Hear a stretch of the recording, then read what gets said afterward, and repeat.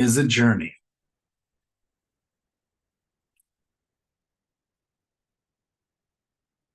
And I'm going to give this a few minutes for it to kick in, because every time we do a live, the start is always a bit rough. So it's a little easier to watch lives in Futureland. But if you watch lives when they're live, you get to ask questions. The point of these live streams is so that people who want to reach financial freedom can ask questions and see what an investor who spent about a decade investing, putting his money to work, reaching financial freedom and retiring to goof off and travel all the time, keeps in top of mind awareness. The things that I think about the most. So when you ask a question, if I have the answer, it means that is something that as an investor has to think about, so we can make quick decisions when we look at real estate deals or when we're making a financial decision. If you ask a question and I have to say, that is a very specific, tax-oriented, we're going to ask a CPA or a lawyer type question, it means that's not something we have to keep in top of mind awareness. So what do I mean by broke is a journey?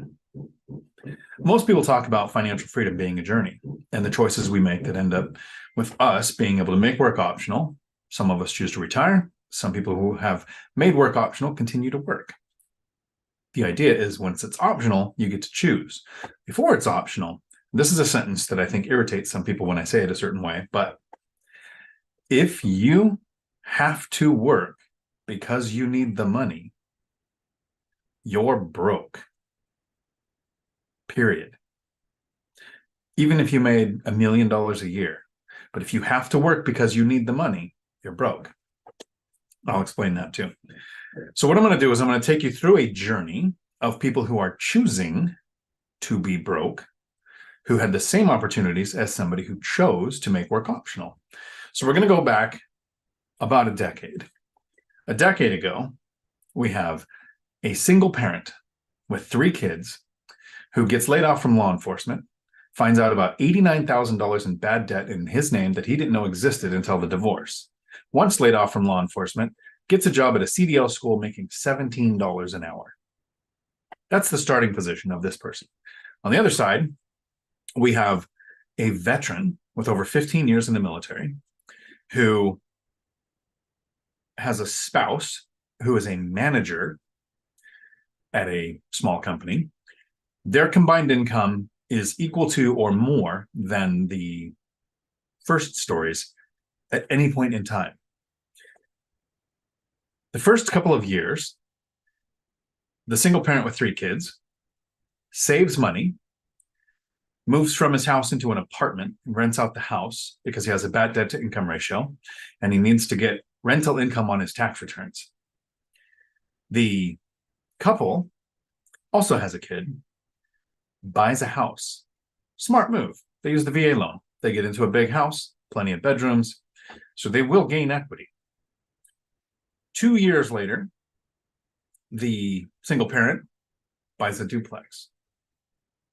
2 years later, he buys another duplex. The young couple buy Sea-Doos. Then they buy an RV. And they don't buy them with cash. They use debt. So an RV with technically a mortgage on it, a loan. Sea-Doos with a 5-year loan.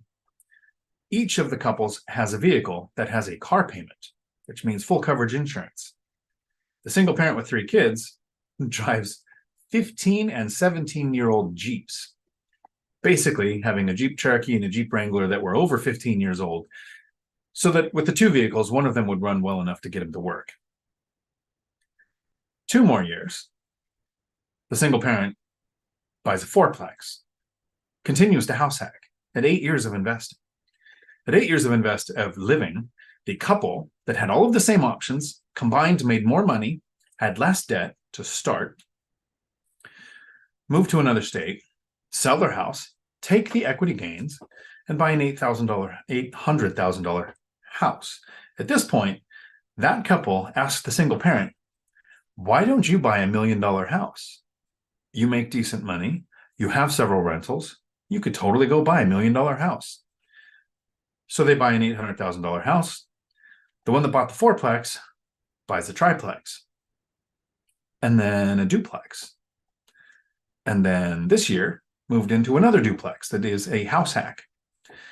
So now we have a decade that has gone by where both sets of people on their financial journey made choices. RV, Sea-Doo, vacations, family trips, house hacking, moving into an apartment, buying small multifamily, taking on debt, which has risk, but positive debt that is giving you a return on your investment versus debt for the liabilities that are losing value the day that you own them and continuously while you own them. So the net worth of the person who has started out with a bunch of bad debt, single parent with 3 kids, not making a lot of money, is now over $3 million. The cash flow last year was $204,000 in profit. This person retired last year in the middle of the year and never has to work again, and now just travels, is actually leaving tomorrow on a trip to Texas just to deliver a car for a nephew, because why not take a trip? Versus the other people, the couple, whose kid is now coming up on 18, graduating high school. So they're ready to reach freedom and be empty nesters and do anything they want, but they have hundreds and hundreds of thousands of dollars of bad debt. They've got an $800,000 house that they have to work to pay for. They have the debt on the RV, the debt on the Sea-Doos, the debt on the vehicles. Still, because who can keep a vehicle over 5 years? Got to get new ones, right? Retired, can do anything. Work is optional, can go back to work if they want to. Versus, no matter what you have, if you have to work for the money to pay for it, you are broke. That is why we have statistics like the statistics from the Census Bureau, where 50% of women between the age of 55 and 65, and 47% of men between the age of 55 and 65 have zero saved for retirement. If you're 30 and you have nothing saved for retirement, most people think, I have years to think about that. But if you're at the cusp of what most people would consider retirement age, where you might be forced into retirement because you can't do your job anymore, and you have zero saved for retirement, that is a journey of choices that that person made to be broke. And no, it's never too late to start investing, but the choices that took that person to that point, it's very hard to flip the switch to becoming an investor. Then you have 57% of Americans, this is by, took a note, Fortune Recommends. 57% of Americans can't afford a $1,000 expense without going into debt, meaning they don't have $1,000 in the bank.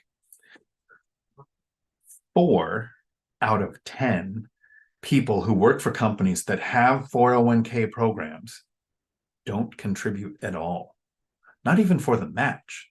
And yes, I'm not a fan of retirement accounts, but if you're not investing and you're not even putting in for the match, that is somebody making conscious decisions today to be in that group of people between 55 and 65 who have zero save for retirement and will probably work until they die.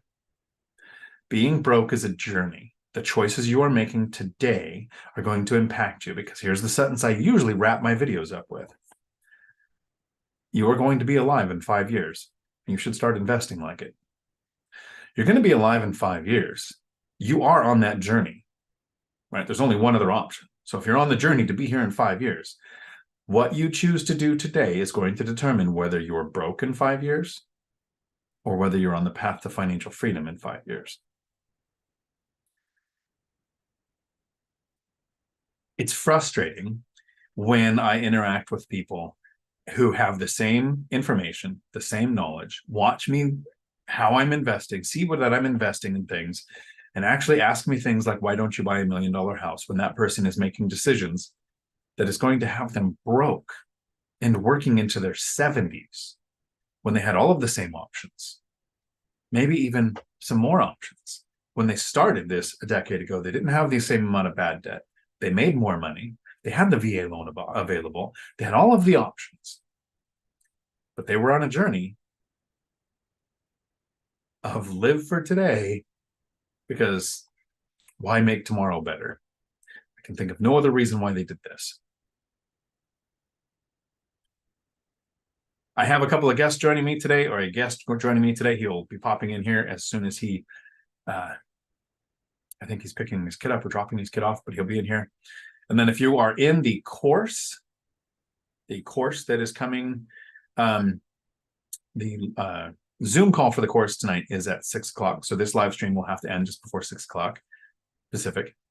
We will have Cody and Christian from Cody and Christian Multifamily Strategies joining us in the course. So if you have your questions ready for those guys, a very unique way of investing that is different than what I've done. So I want to see their perspective on some of the strategies that you guys are doing. I see Dividend Dave dropped in with his, as promised last week, Halloween joke. And it's going to be a mummy one. What music do mummies like? Rap music. It's the one I heard from a kid, literally a kid the other day. How many mummies does it take to change a light bulb? None. That's a daddy's job. It was a kid, so I gave him credit. Thank you, Dave, for that. As required, your daily Dividend Dave dad joke.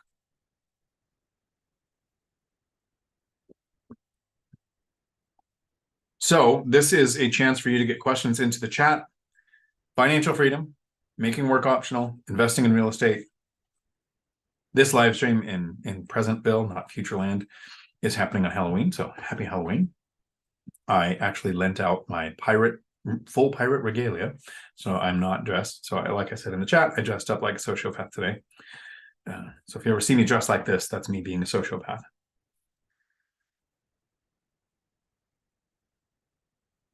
Are there people in your life that you know of that you think are on the broke is a journey?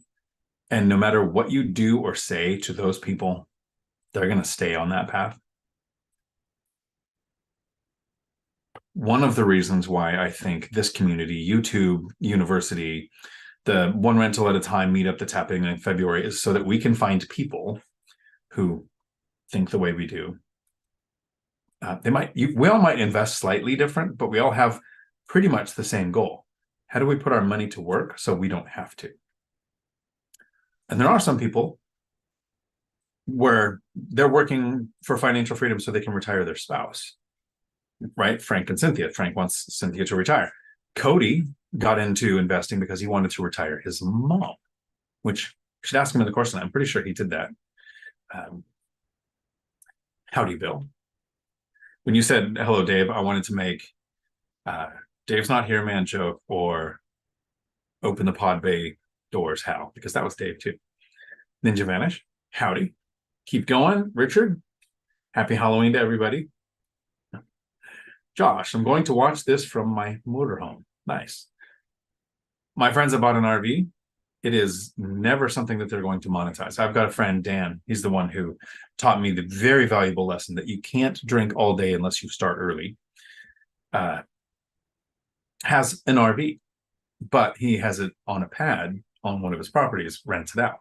And an arrangement with the person renting it that they get to move into his place when him and his spouse take the RV on trips. So there are ways to have motorhomes and have it not be an expense that makes you work years or decades longer than you need to. Frank, Jason, Michelle, howdy. You guys and gals ready to see a pirate? It's all-nighter hider. Send pictures. I hope they're marrying something. Hopefully. That's, in case you're maybe new to the channel, one of the reasons why I have a pirate outfit is that I am a minister of the Church of the Flying Spaghetti Monster, which you should Google, some good reading there. And when we do weddings, we dress like a pirate. So I do weddings in Washington State for free, meaning I don't charge. I just get to be a part of the day, but you have to be okay with a pirate showing up to do the ceremony. Anna Kay, howdy, good to see you here. Laura, good to see you too. Pirates are apparently the original Pastafarians. They are. There is proof that the Flying Spaghetti Monster likes pirates. I can prove it. The way you can relate religion to anything. Tiffany White, howdy. Howdy from Nashville. I don't know if I've been through Nashville. I think I've probably driven through. but I don't think I've stopped yet, which is weird. I'm an Elvis fan. So I figured I'd go by. It's where the estate is, right? All-nighter hider. My hockey gear doubles as a lazy Halloween costume. LA King Adam Deadmarsh. Wait, where are my manners? Good evening, Dion and everyone. Howdy, Chester. Good to see you too.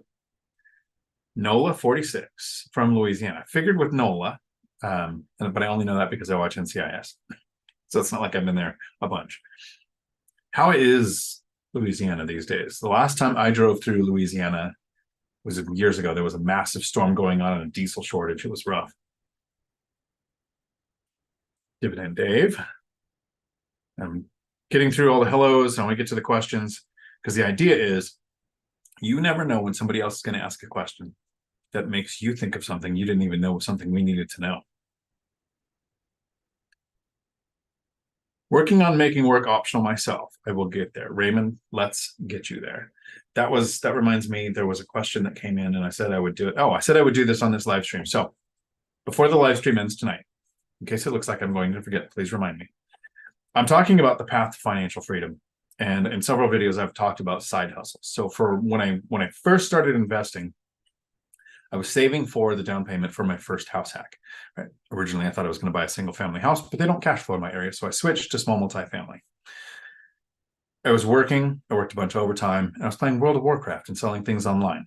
But over the years, I've developed a couple of other side hustles. One is I have a great memory that kicks in often, but I provide expert testimony on court cases that involve anything in fields where I've worked. So if you have a job where you've worked in that field for a while, you can get on lists where different attorney firms can call you for an expert opinion on the subject matter. So I cover things that are Marine Corps related, law enforcement related, accident related, CDL related. And the breakdown on that is you can make somewhere between $1,000 to $1,500 as a retainer to do a few hours worth of work. And then if it ever does get to where you get deposed or go to court, you get paid $150 an hour, whatever your hourly rate is. So that's a side hustle that makes me somewhere with less than 10 hours of work a year, somewhere between $6,000 and $10,000. So it's a decent side hustle. It's kind of entertaining to me. I also get to be involved in stuff I enjoy, trying to figure out what actually happened with the court cases and then providing an opinion. But I also have the side hustle of YouTube, and my channel is coming up on 15,000 subscribers. And I appreciate every single person that's ever hit the subscribe button. I think that's cool. I like it when you hit the like button. If you hate my content, hit the dislike button twice. Hit it twice so I know for sure that you meant that you didn't like it. And then YouTube makes money in a couple of ways. There's a couple of ways I've made money with YouTube. The first is affiliate links. So if you know how this works, if you're looking for a side hustle, affiliate links can work for anybody. You can use almost any social media platform and even some other referral systems. But the way Amazon works is in the description of my videos, I have links to the locks that I use on my rentals. I think if they're not there, I need to put it there, but the link to the motion sensor LED lights I put on the exterior. I put in links to the Audible books for One Rental at a Time and 15 Conversations, which I've narrated both of those. I think that the One Rental at a Time book should be being released soon with my narration. So I don't make money when you click on the link. What happens is it puts a 24-hour timer on your account, and that anything that you buy, the person whose link brought you there gets some money. So if you have a large following on Instagram or TikTok or Facebook or whatever social media platform, and you talk about something that you do use, and people will click on it to look at it, you can actually make money with that. That can be anywhere from $5 a month to, I think my best month off of Amazon was probably like $2,000, right? So it's $5 to $2,000, fluctuates a lot. And then YouTube has what's called Google AdSense, right? AdSense account. So when you look at YouTube, I highly recommend, if you are in YouTube University and you are enjoying content like One Rental at a Time or Millennial Mike or the Lumberjack Landlord or any of the content that brings you, here's how you reach financial freedom, and you put in the time that I do. I listen to YouTube University for multiple hours, I would say every day, if not, 10, 20 hours a week. It's just in the background, something's playing while I'm doing whatever. Pay for YouTube Premium. Right, it's worth it. You get to listen to YouTube, no commercials ever, not even the banners or anything pop up on mine, and you can close the app and still listen. Right? So it's got all the definitely benefits for me that's worth doing the YouTube Premium every month. The content creator gets paid when you watch a video if you have YouTube Premium, and if you don't, they get paid based on how many ads that you see, that you're forced to see when you're listening to content like this. And I wish I didn't want to put ads in my content in the beginning, but then YouTube's a business. They won't push your content out to people if they're not making ad revenues. So much as it sucks, you get to watch ads. And so I'm going to share, before this live stream is over, I'm going to actually share my screen and open up YouTube and show you what I make every month, so that you know that financial freedom did not happen by reaching 15,000 subscribers, which should happen before the end of the year, I think, ish. Yeah, it should be before the end of the year. It's not a lot. And where was the chat? All-nighter hider. Thanks, Dave. Basilio. Howdy. So if you're next weekend, I will probably still be in Texas, but the plan is to find good Wi-Fi and do another members-only live stream like we did Sunday this last week. So if you're there for that, it'd be cool. Stephen C. Howdy. Invest to Wealth. Christine, who has said howdy and then bailed because you're at work. We actually met when I was in Florida. Michelle, yes, there is all my family. And here comes the rest of my family with Mike logging in. Raymond, I stopped talking to other people about money. For the most case, there are so many people in my personal space I can't talk to about money. Even some of them are investors. Mike, thank you for joining us. Good to see you here today. Happy to be here. So, the content today is covering broke is a journey. Cover some of the choices that you made in the last 5 years that had you go from, how many law enforcement officers do you know right now that if they miss 2 paychecks, they'd lose their house? Most of them. The choices that they're making versus the choices that you made that landed you where you are. This is interesting. This is interesting because I feel like this is common knowledge. It's pretty easy to say things like, hey, you need to cut back on your spending, live beneath your means, figure out a way to increase your income, save the difference, invest intelligently, and then allow time to play out. That's what it is in a nutshell. Those are like the classic how I became a millionaire traits right there. And even though we say it all the time, people still watch videos with that as the title and with those items as the things that get listed off, because I don't know, people are just hoping maybe there's some new secret sauce, secret way they can skip the hard part and get to the millionaire part without doing the work. The problem is there isn't any way to skip it unless you got lucky enough to be born and inherit your money. You win the lottery, or Dion decides to sell or finance you his entire portfolio at 0% interest because he's just your best friend. Like, unless one of these crazy things happen, you're going to have to make sacrifices. And that's what, like, your question was, well, what are the people that you're coworkers with, other law enforcement officers, doing? Well, they're doing what everybody in America does. They bought a big house with more rooms than they needed. They bought new cars for both them and their spouse. They probably have a couple of toys. They take 2 or 3 vacations a year. And they're squarely in the middle class. And if you're happy with that lifestyle, I'm happy for you. No problem with it. You want to work till you're 60, traditional life, I've got no problems with it. I respect it. It's an honest living. I'm happy for you. I'm a doomsday prepper. I don't trust the government. I don't like an unstable economy. I don't like not having multiple streams of income. And I want to live more lavishly than them. I just want to earn it so I can actually get the nice things in mass down the line. And so I don't do all of that. I live in a duplex, even though I could afford the nice house. I drive a busted up pickup truck. You've seen it. And I won't fix the front bumper on it because I just don't need to. And those are the different choices that I made. Yeah, it's a journey. What choices are you making along the journey? Yeah, I like you're a doomsday prepper reference, because I looked around the room for a second. I'm sitting next to some boxes of MREs, a bunch of guns, a bunch of ammo, and the modern day equivalent of a ham radio. Nice. The YouTube setup. And to your point of the people watching the crash videos, the next comment from Santi, howdy, Mr. Dion, thank you. Good to see you here. The market is crashing. Buy downs is not a crash. Like the way the sentence that is worded, totally a fair question. Is it a crash? And what are buy downs? Like if you could, Santi, if you could put that in, I'll look at the end of the chat to see what it pops up. But if you're talking about rate buy downs, no, that's the pendulum swinging from seller market to buyer's market. And it's not even there, it's in the middle. We're down every year in winter. Home prices month on month go down, but we're still up year over year. So for a crash to happen, it has to be a significant price reduction, which comes from a lot of forced sellers. We're not seeing forced sellers. We're seeing people trapped with the interest rate lock. They can't sell because they'd have to sell their house to buy a more expensive one for the move-up buyer at a higher interest rate. So buy downs wouldn't make a crash. Unemployment going above 10% wouldn't make a crash unless it stayed above 10 for over a year. And then you'd have forbearance for a year. And at the end of forbearance, you'd have foreclosures that can take 1,200 days. So we're looking at 5 or 6 years from now where a massive spike in unemployment would do that. The, what do they call it? Where people stop paying their bills, the default rate. In 2009, it was 28 or 29%. It's at 2.6% right now.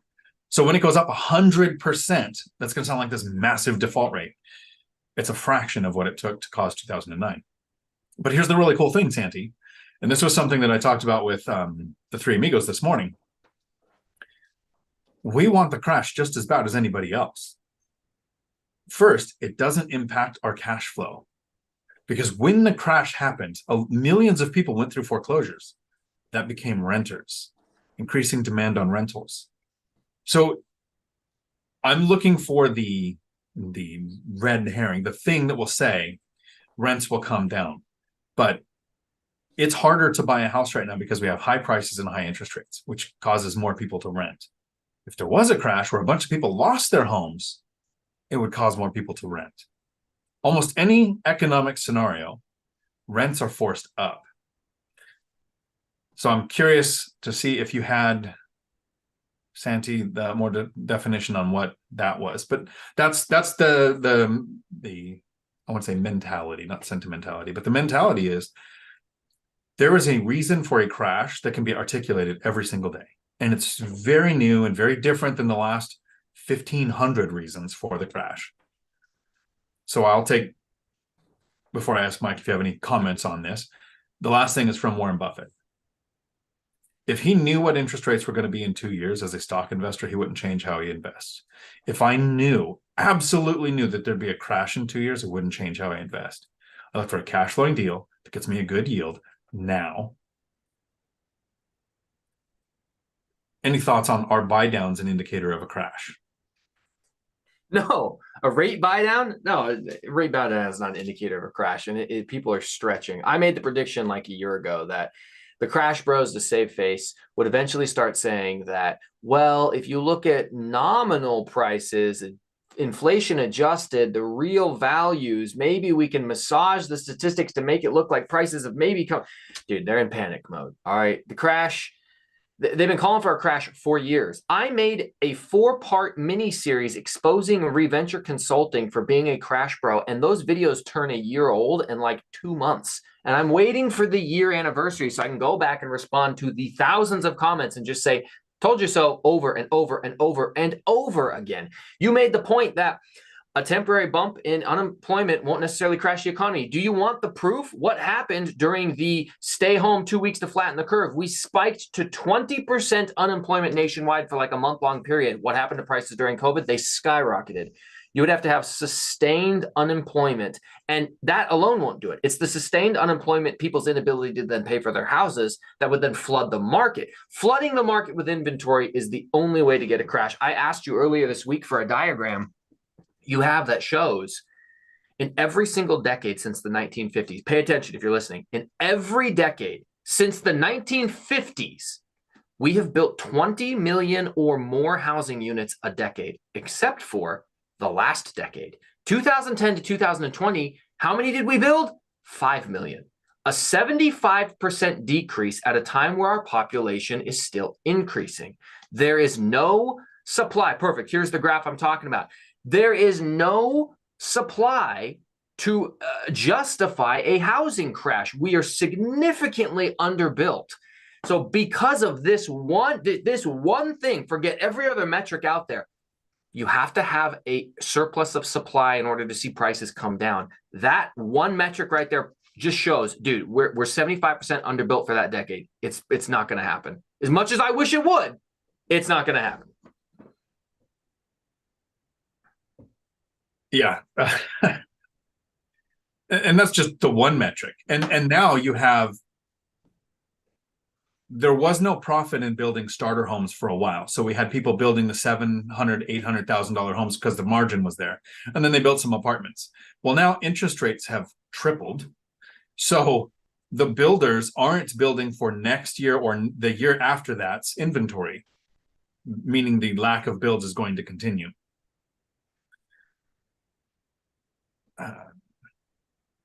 So hold on. I see All Nighter Hider says that George made a video earlier that rate buy downs could cause a crash. There's not certainties, only probabilities. Right.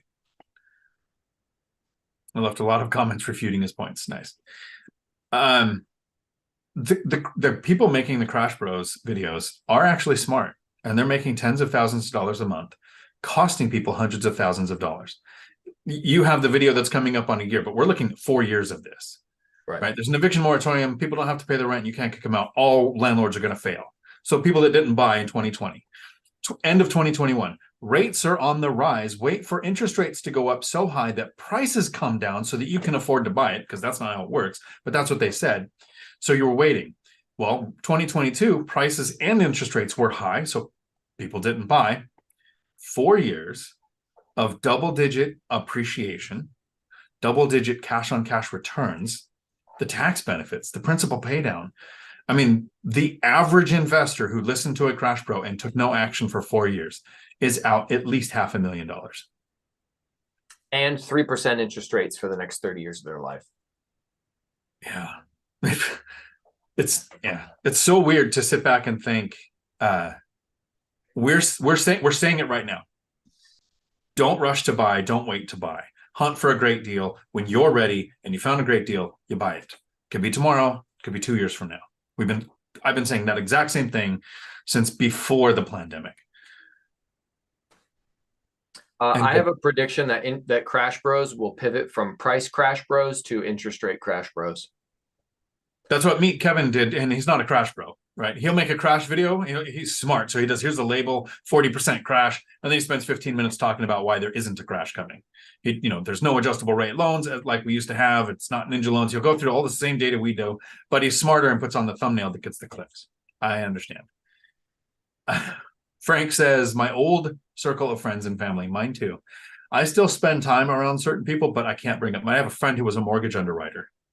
From 2000 to 2008. We were actually in the Marine Corps 20 years before then. He is currently waiting for the crash. In 2020, he was waiting for prices to come down. In 2021, he was waiting for prices or interest rates to go up so that he could buy it and then refinance when they come back. He's like, literally every 6 months, he's had a reason to wait because he watches the Crash Bros content. I don't talk real estate with him. I can't. Still friends, but I need these kind of friends in this circle. Tiffany, it's not comfortable to compromise and delay getting the luxuries you want, but I know it will be worth it in the long term. I switched places and live in my rental condo so I can rent out my single family home. What a stud. What are we willing to do? Yeah, that's a beautiful move. Yeah. Yeah, we need about 10,000 more Tiffany's out there. People who are willing to give up the comfort. I mean, dude, so many people refuse to house hack because they don't want to have roommates. They don't want to live next to their tenant, whatever the excuses are. Bro, you lived in an apartment. You grew up living with your family. Then you probably lived in an apartment. Like, you can go back and do 2 or 3 years of having somebody live on the other side and set yourself up for financial success. And if you can't, you don't deserve it. If you can't, you just don't deserve it. No, but it does make it like finding a treasure when you find somebody like Tiffany who will do this kind of move, or someone like Dividend Dave who will go, I'll go from Bellingham, Washington to Dave. Always forgive me for not knowing where you moved to, but I call it Louisiana, right? You're in the Southeast somewhere. North Carolina. North Carolina, thank you. To house hack a duplex. Or Josh and Mary. move from California, come up here, go to lunch with me. A year later, they own a duplex and they did a lot of the work themselves and they're listing it now as their first rental. Like when you find those people that are hearing the same thing, the crash is coming, rates are going to do this, prices are going to do this, rents are going to crash. They're hearing all the same fear stuff. And then they take action and they get on the ladder. It's cool to be a part of that. Dude, I think there's so many people that are they're waiting for a crash and they're just a bunch of posers. Like if we look at Bitcoin, for example, Bitcoin hit its like all-time high of 60,000 and then it promptly crashed to 50% of that value down to like 25% of that value. Bitcoin's right now half of what it was. People aren't flooding into the market.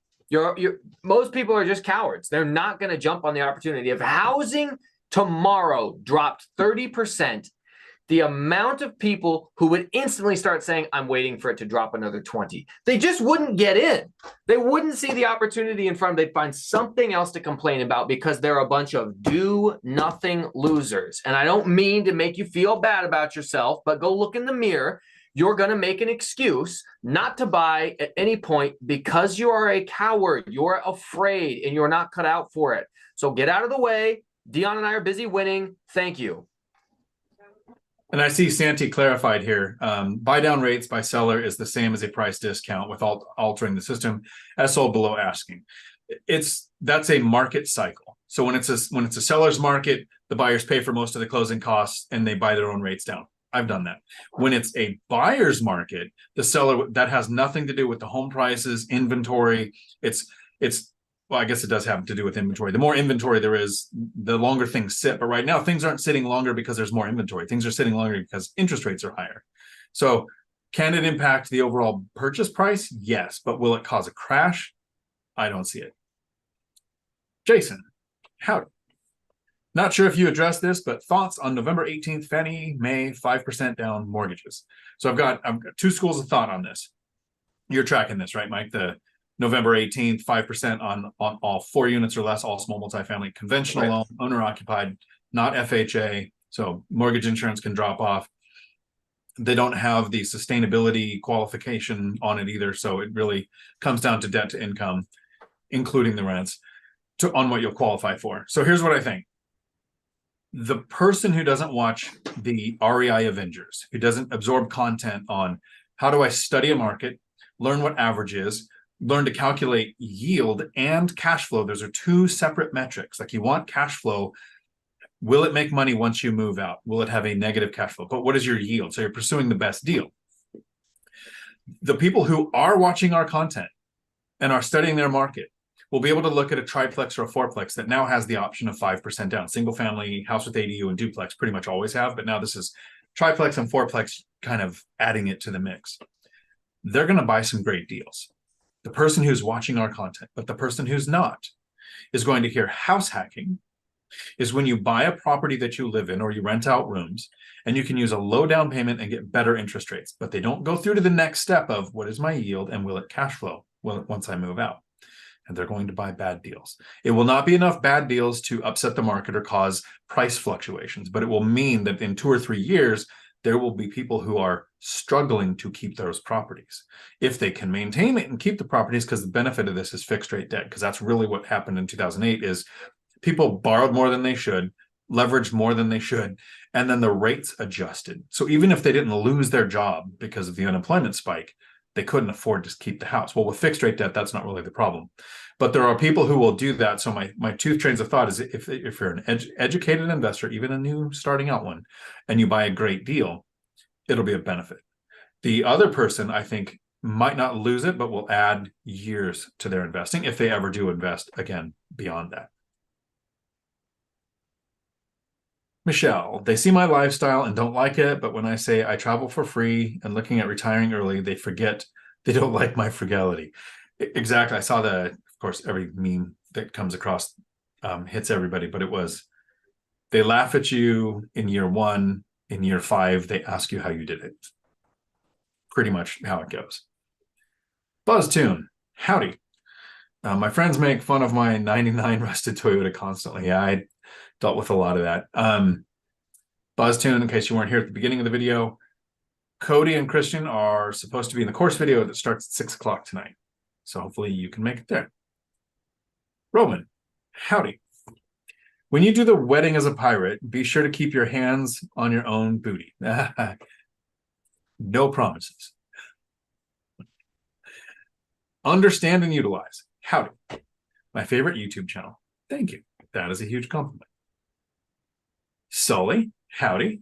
From Colorado. Currently, I almost was going to drive through Colorado. I think I'm going to go down the 5 and take the 10 over just because of the weather this time of year.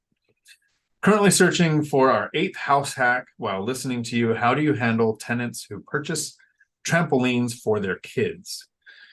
I've had it happen a couple of times. I am one of the people that had a trampoline for my kids, right? So I don't want to tell tenants, you just can't do it.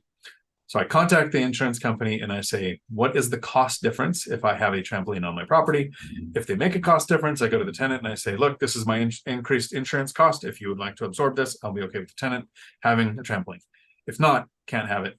And I do have an insurance company that for a period of years wouldn't insure a property that had a trampoline on it. And in those cases, I had to go to the tenants and say, it's not an option. Clear transparency.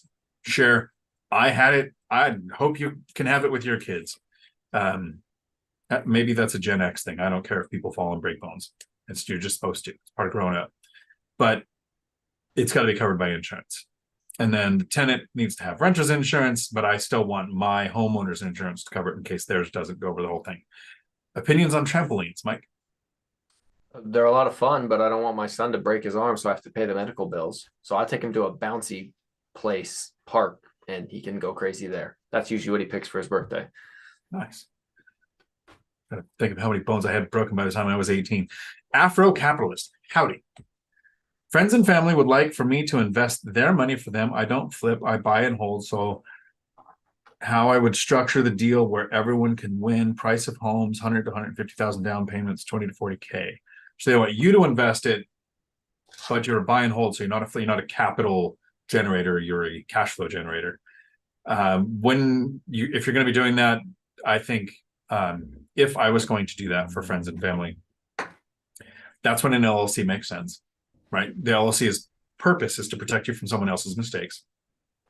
Get everything in writing now while everybody's getting along, because in 3 to 5 years when there's a disagreement, that's not the time you can put it in writing, at least not with any efficacy.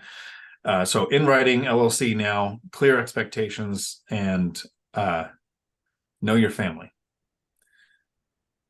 I have cousins that just being related to them almost made it to where I couldn't work in law enforcement. I'm not going to partner with them. I'm not going to rent to them. I'm not going to associate with them. I block them on every form of communication that there is. I have other family members, other cousins and brothers and sisters, siblings, who I have a nephew that's renting from me right now. I have no problem with it. I would probably partner with him with no problem. I have a nephew who is in the Air Force, owns his first duplex. Haven't really had a chance to interact with him much. We've lived very far away. I'd probably consider LLC partnering with him, all in writing now, but I kind of know the person you're dealing with. So in your family, are there people, because think of this sentence, how you do anything is how you do everything. Is this person trustworthy, honorable, stick to an agreement with other people? Because if they don't do that, they're not going to do it with you. Mike, any suggestion there on how to structure? Because you're more, at least you've got the private, because I haven't partnered, because I've met people. I've had enough of that. If you were going to partner with friends and family, how would you structure it as a buy and hold investor so everybody wins? Sure. I have partnered with friends, and I have done private money, and there's a bunch of different ways to do it. You need to understand what their goal is. So for instance, I've got a private money deal where I told them, I'll pay you 10% on your money. They had their money sitting in a bank account making like 3%. I'll pay you 10%. 10% return guaranteed. Now, the strategy that I used was to go out and pay cash for a house. After I paid cash for the house, I went to them and they gave me the same amount of money I spent on the house. They gave it all back to me. And now I've got to pay them 10%. I pay them out of the cash flow from that property. Set the term for however long you want. I don't recommend setting it for any quicker than 3 years because it might, real estate's illiquid. It's tough to get that money back. But I set my term for 5 years with a possible extension to 8 years. I've got a full video detailing the the actual strategy here. It's kind of hard for me to explain without putting all the numbers up that I actually put up in the video, so you can follow along with me on the math. But do they want to be an equity partner? That's more complex. That's where you need to look at doing an LLC like Dion talked about, where you're going to figure out how to have them become an equity partner.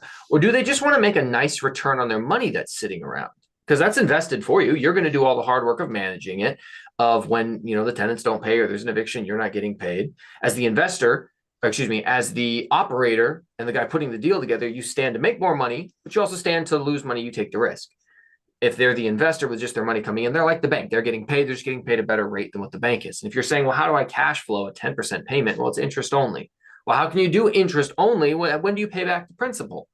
Well, again, that's where you kind of have to incorporate the whole part of my strategy, which incorporates like the BRRRR. I call it the slow BRRRR method. The main problem with the BRRRR strategy is that it puts you on a time frame that may force you to refinance when the market is not at the optimal point to refinance.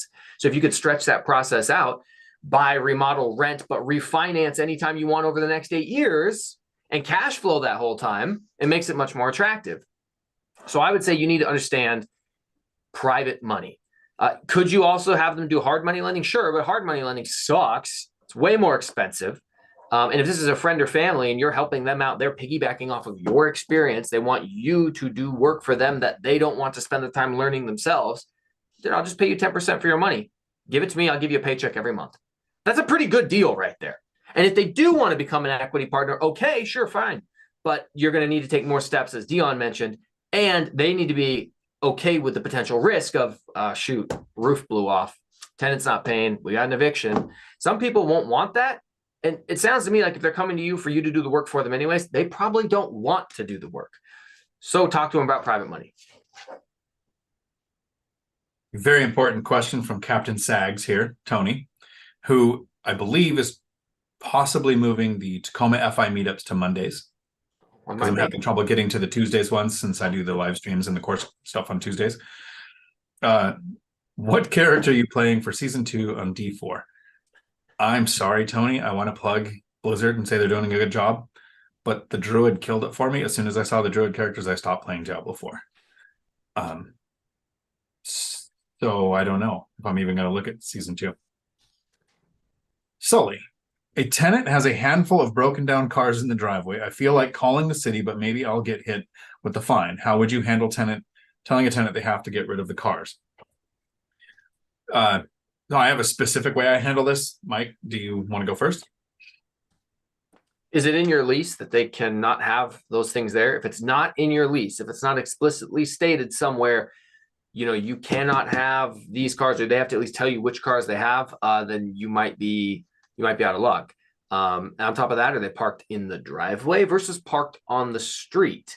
There's a difference there. If it's parked on the street and it's a broken down car and it's got an expired registration, you can call the police can come out, they can write a ticket, they can tow it, a bunch of different things. If it's parked in the driveway, well, that's private property. The city's not going to care at all. That's your private property, which means you can only take legal action if it's marked out in the lease, and then you will have to call and pay for the tow and deal with that whole ordeal. So is it in your lease? Is it actually on private property versus the city? And yeah, in worst case scenario, of course, which you probably would already know, if it's an HOA, then you're probably going to be the one who gets the bill. Right. So HOA bill would generally go to the property owner. Vehicle fine on the street usually goes to the registered owner of the vehicle. So the way I handle this is on my leases, it doesn't say what vehicles you can or can't have there, but it does say you are allotted 2 parking spots for the unit. So I have a single family house that has a big, huge field. The lease says 2 parking spots. So they can have 2 falling apart vehicles there, but that's it. So if they have a 3rd or 4th vehicle, and I care, right? I'd have to think, okay, these have to be like old falling apart vehicles. If they had 4 or 5 vehicles there and they were in good shape and they were registered, I don't really care. They live there, not me. But if the HOA is hitting you with a fine, that could fall onto you. Put as much as you can into your leases. Once the tenant's there, if it's not in your lease, you could do a lease renewal and explain, hey, if you want to continue renting here, this is the new thing. You can only have this many cars, but then you're bound by the existing lease until that goes into effect. You could talk to tenants, but sometimes that doesn't go over well unless it's in writing, because you have made a verbal and written agreement with them to rent the place, unless it's clearly spelled out what they can or can't do. Mike is right. Unless it's on public property, cops aren't going to do anything. Even for not registered vehicles. A vehicle in your yard that's not on the street doesn't need to be registered. Lastly, don't rock the boat. Your question says they have a handful of broken down cars in the driveway. Okay. Are they paying their rent? Are they good tenants? Has anyone complained? It may not be aesthetically appealing, but beyond aesthetically appealing, if there's no actual problem, what's the problem? Why, if they're paying the rent and you got a good relationship, I ain't gonna rock the boat. When they leave, they'll take their cars with them, and if they don't, it'll come out of the security deposit to tow them. And of course, Chester with the Dividend Dave dad joke, why are ghosts so bad at lying? We'll have to get to that answer below.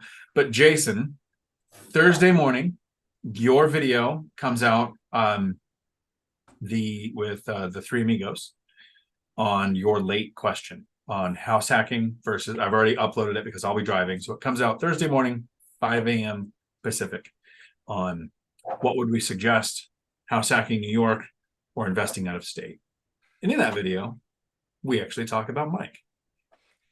Well, good, because ain't none of you guys invest out of state. No, not yet, huh? No. I was going to say Zuber moved out of state. Does that count? Because now all of his investments are in another state. You know what? He's on the bandwagon. Yeah. We're going to call that a convert.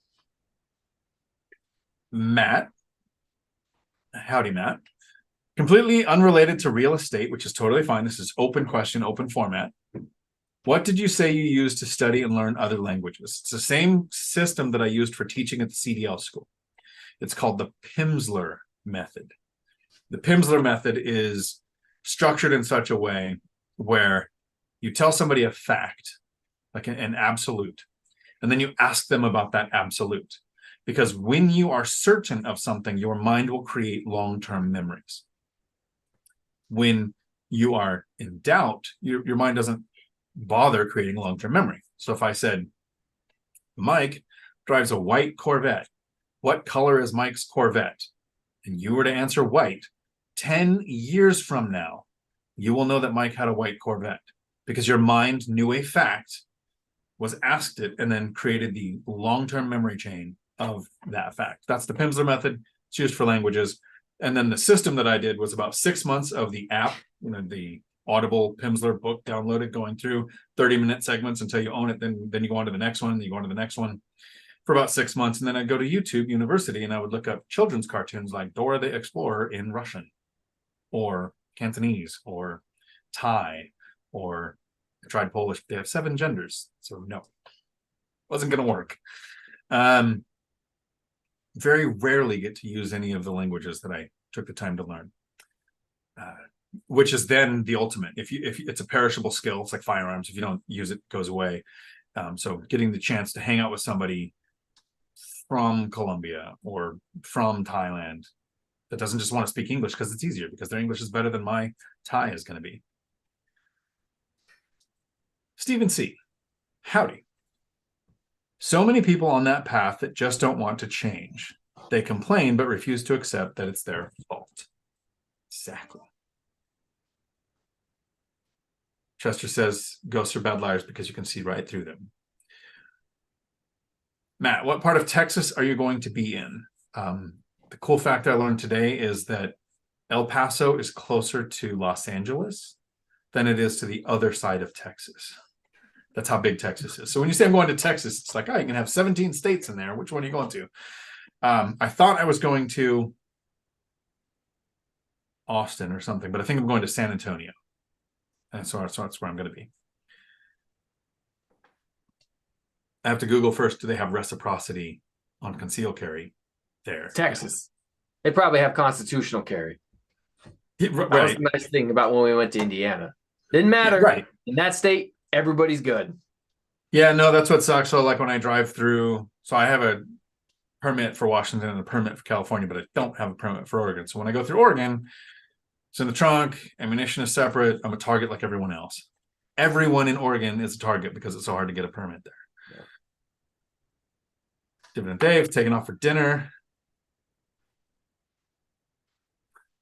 Part of Washington to ghost live in. We got a lot of dad jokes tonight. Spokane. Nice. It's enough, finally. And then Raymond took back a message to make me lose sleep forever and ever and wonder what was said. I will wonder forever. I'm going to be honest, guys. I really don't think Dion loses that much sleep over that. I've seen him sleep before. He can knock out quick. Oh, yeah. One of his superpowers. It is one of my type 2 superpowers. One of them is I can sleep anywhere and pretty quick. Dan, howdy. I'm saving for a future house hack, but I have some stock options that will be vested soon. Would you sell and save the cash or leave it invested in them if the money wasn't needed?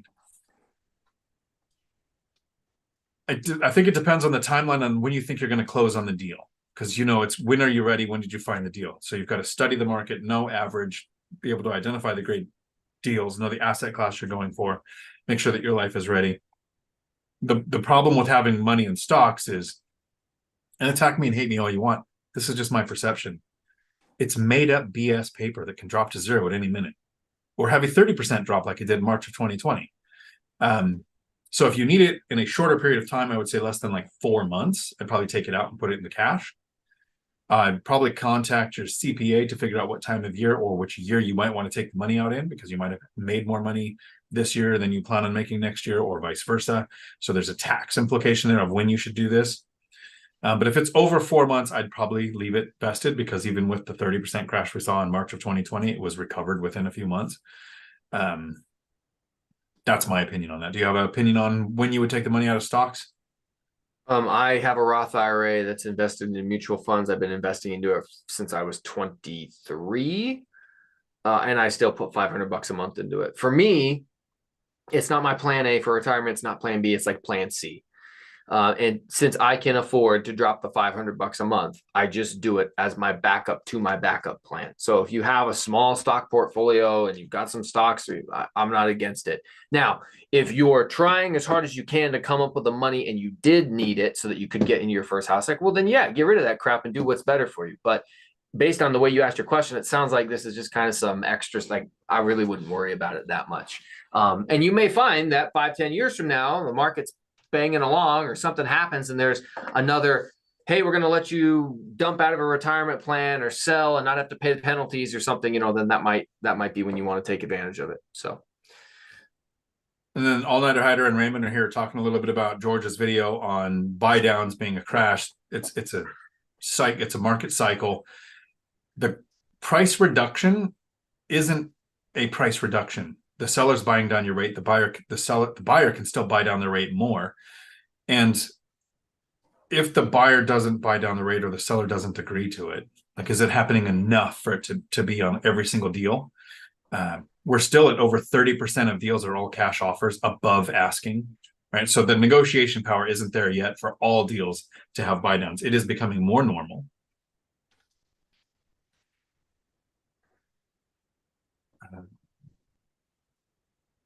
I see Matt saying to All Nighter, thanks for the comment on the quarterly podcast recently. Nice. Chester's take, my take. Supply and demand wins. Prices are going to be 10% higher than they are now by the end of the decade. If you start stretching out a decade, yeah, I mean, just inflation alone is going to definitely make that be a thing. Think about this now. In 2018, wouldn't you like to pay 2008 prices for real estate? Because in 2013, prices started going up above where they were in 2008. So you had 5 years of growth after they went above 2008's price. So at a decade, yeah. Janitor on fire, howdy. Jason says, I'd rather be a Tiffany. We all want to identify as a Tiffany from now on. Matt Bittner, wise quote, I know which hand I'd bet is filling up first. I agree. All Nighter Hider, my daughter's mom is named Tiffany, but she does not appreciate delayed gratification. I'm single. Still waiting. Michelle, at 23, I bought my house with a 3.5% down and spent the next 5 years fixing it as I could as it was, in most people's world, a dump.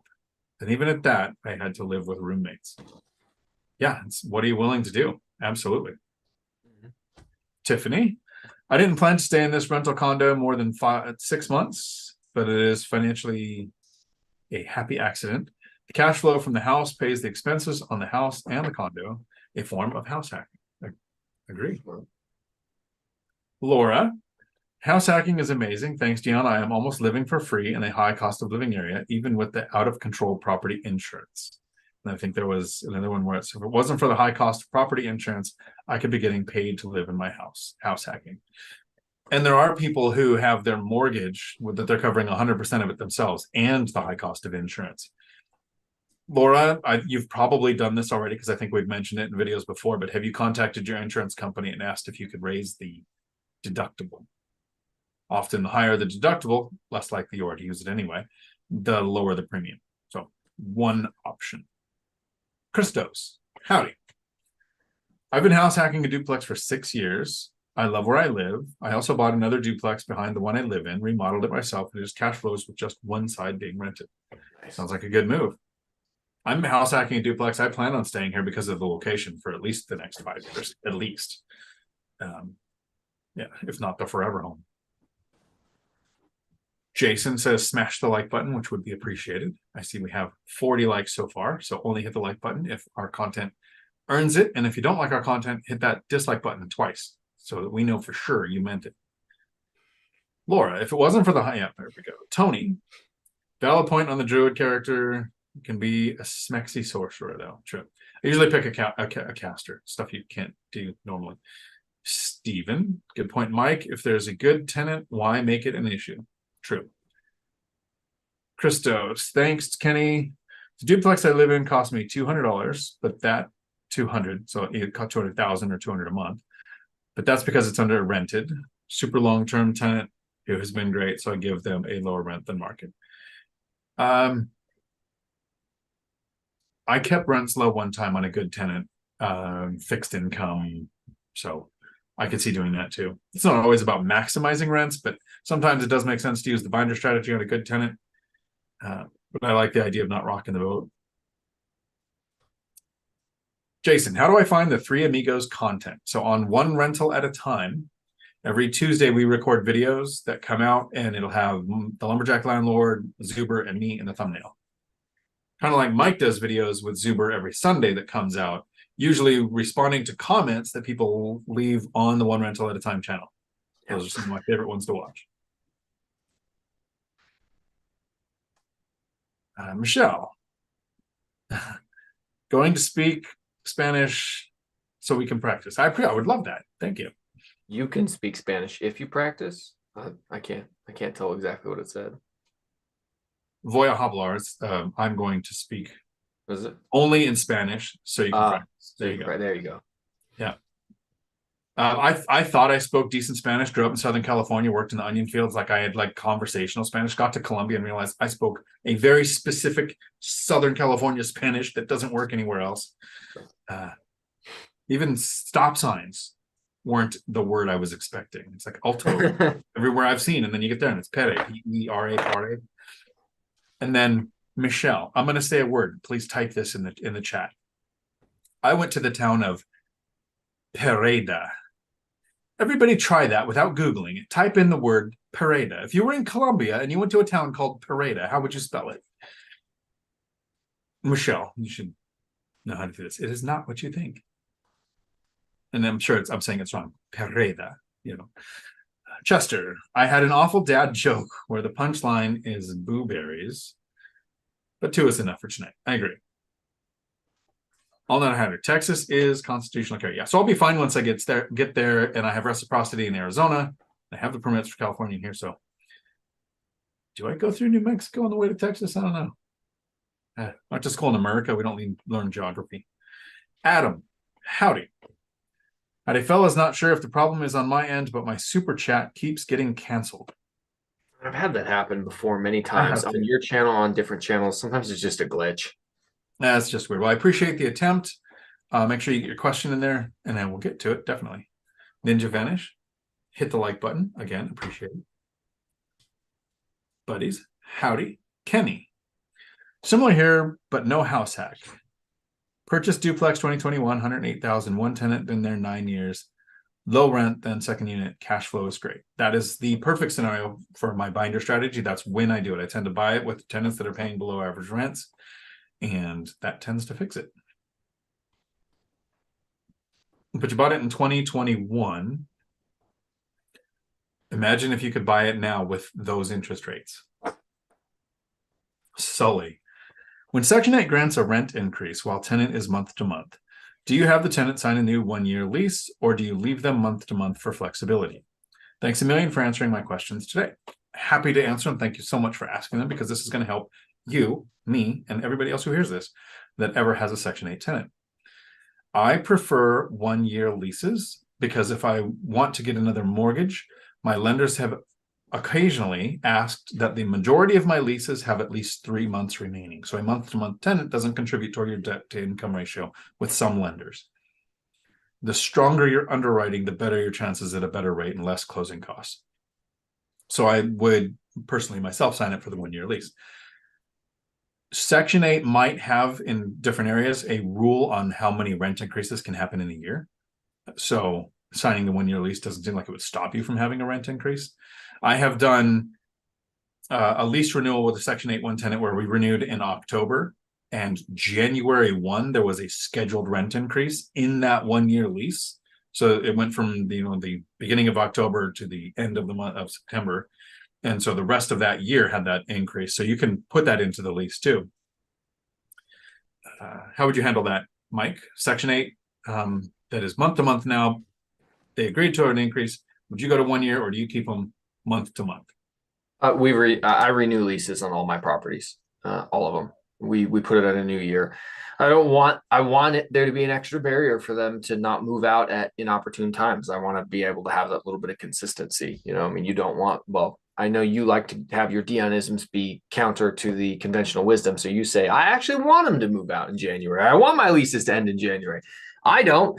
And so, yeah, we will put them on a new lease that will get it so that when the lease is up, if they are thinking of moving out, it's going to come somewhere between like March and September. Indiana's ice cold, and it's not fun to look for tenants in the wintertime. So Red Berserker, howdy.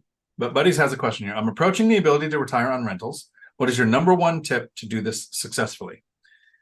My number one tip is going to be listen to the next 10 minutes at the 1 hour and 7 minute mark of this video, because you can't put one tip on retiring successfully.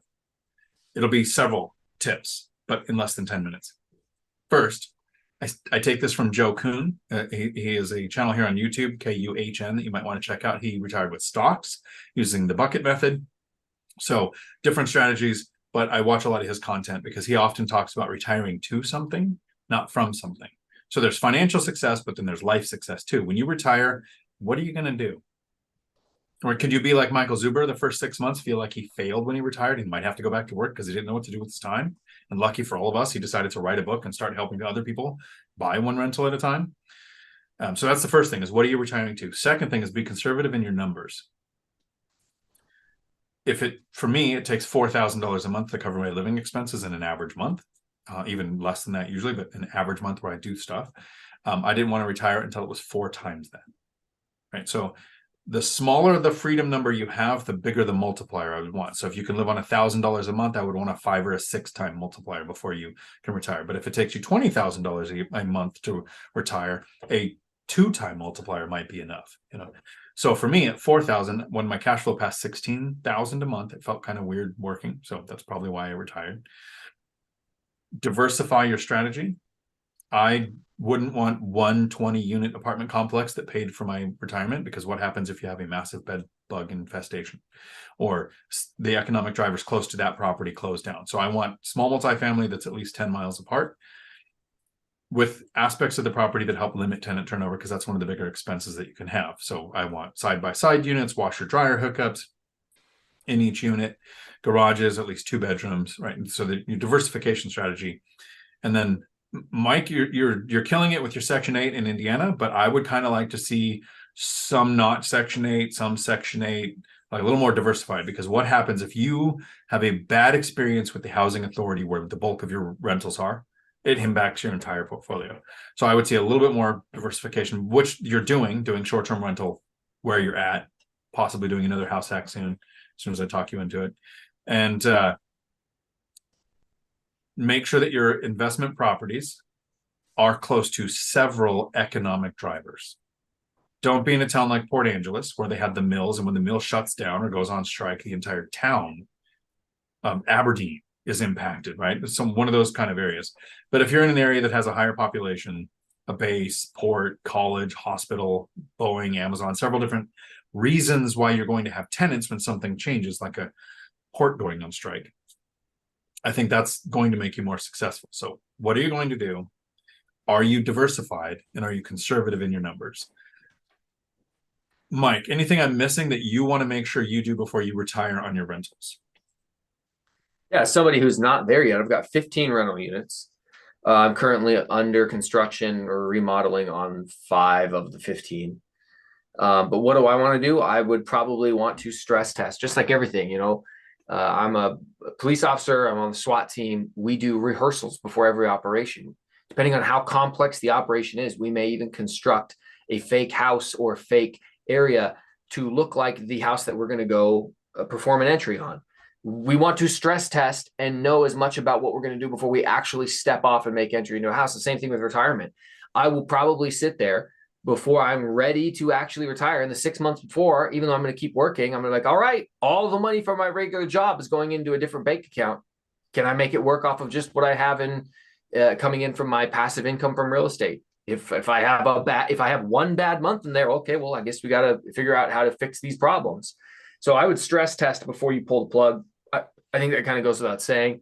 You may want more in reserves. You may want to plus up your reserves because you don't have access to as much money to make it as quickly. Yeah, I mean, even things like, okay, well, how close are you? The last 5 years have been great. Last 10 years have been great. How much deferred maintenance do you have coming up on the horizon? Do you have any big expenses coming up on the horizon? There's a bunch of different things that I'm going to take into consideration before I finally pull the plug and say, all right, I'm out. Thanks for that reminder too. That was one I forgot. I had my reserve was 30,000 while I had the W-2, and when I retired, I bumped that up to 50. So a little more cushion, a little more sleep at night, the Swan account. Cool. I hope that helps you. And that was at the 1 hour and 7 minutes that we started, and took 5, so less than 10. All Night Hider says that's the Q2R podcast. Quote the Raven, a financial rant of a podcast. I have not heard of it. I will have to check it out. An Edgar Allan Poe race. I am a Poe. I don't know if here's a recommendation for something that I kind of enjoyed in the last week. What I binged through The Fall of the House of Usher, which was a Netflix show. Each episode is based on an Edgar Allan Poe story. So, The Telltale Heart, The Raven, all of those kind of things. So there's your random overshare for the week. Buddies, I'm thankful I can keep buying single-family duplex rentals, but I want to get some small commercial residential properties. Any insight into finding larger properties? So, and then you said something else there, but first, there is a specific reason why I'm not doing that. Why I don't want commercial, why I don't want more than 4 units, and that's because I like 30-year fixed rate debt. So if you're going to be buying these, what is your debt structure going to look like? If you're somebody like Matt, the lumberjack landlord, who has 137 units and 40 something properties, and then you take some money and you go and you have a commercial loan that has a loan reevaluation period, a balloon payment, or something like that, and if it just completely blew up in your face, you take the cash flow from the rest of your portfolio and write a check and you don't care. Sure. But I wanted financial stability, and for me that comes from fixed rate debt. I don't want to be thinking about my loans ever again. Unless interest rates drop significantly, I might refinance to improve cash flow. So if you're looking at those, what's the debt structure going to look like? And it is a very different investing strategy to do that. And on Zuber's channel, there is a gentleman who doesn't like me. He actually said, because he doesn't like that I don't want LLCs. And he's like, you have Twombly? Jonathan Twombly. Jonathan Right. Twombly. So he more invests in commercial real estate and bigger things. So that would be the source I would go. I don't care if he likes me or not. He's good at his investing. I'll refer people to go watch his content. He's just dumb for having LLCs. That's a joke. He needs them because he's in the loan structure where the lenders require it, or he's got partners. Like there are times an LLC makes sense. And I'll get off that soapbox before I get stuck on it. Then Buddy says the binder strategy works when negotiating directly with Section 8 Office 2, not just with tenants. So if you take the binder strategy course, which you can find at diontalk.com, there's 3 things you can do there. One of them is book an hour with me. Second thing is you can take a free course on how to get your tenants to ask you to raise the rent. There is a section of that course on how it works with the housing authority, which I actually just used it on the housing authority a couple weeks ago. Mike, you were here, you read the letter, which I put in her file. The housing authority basically asked for the rent to go up $300, and the tenant's portion of the rent went from $1,177 to $699. Imagine the tenant's happiness at me getting $300 more rent a month because the housing authority asked for it, and the tenant's portion going down almost $500 a month. I call that a win-win. And thank you, Mike, for being a first responder and working all the overtime and paying all the taxes that goes into the housing authority voucher program to pay guys like me that know that the binder strategy will get you more rent. I'm just out here licking boots left and right. That's what I do. Tim hit the like button 3 times. I appreciate that. Awesome. Jason, what games do you play? Dion, Mike, what games do you play? Halo 1, 2, 3, Master Chief Collection, Infinite. I love it. I played a lot of World of Warcraft. I asked in the comments down there, I was like, was he talking about Nox from original WoW or when it was re-released for Wrath of the Lich King? I don't know. I played a lot of WoW.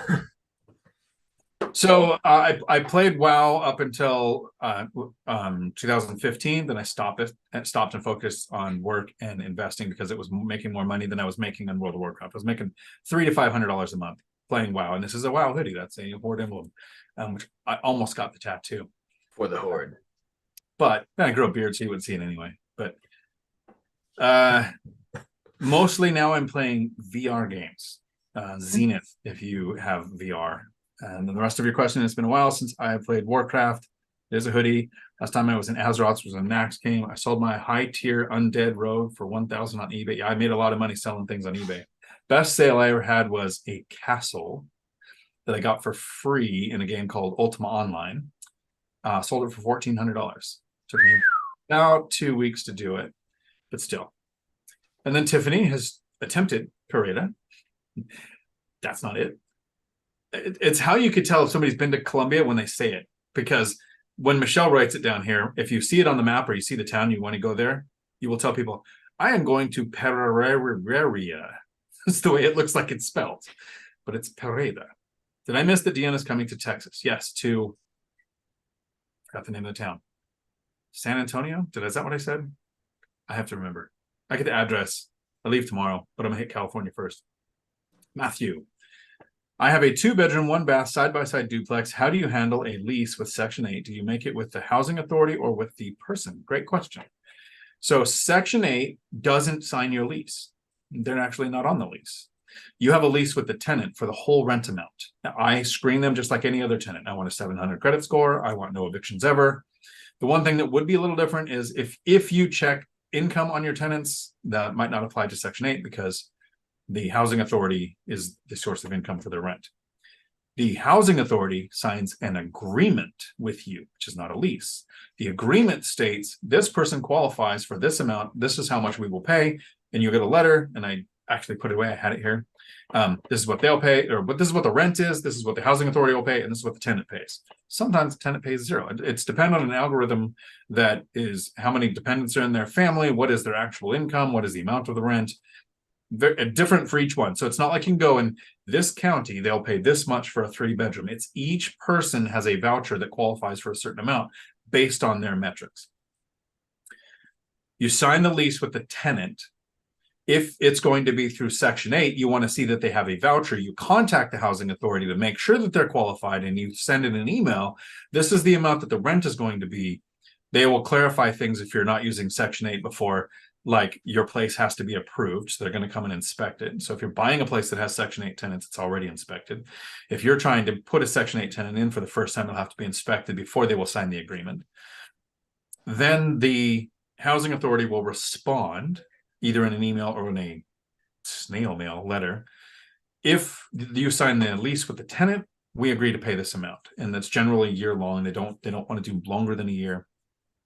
They will do month to month. I hear the place where I invest, they want year-long leases, protects them from having to deal with it.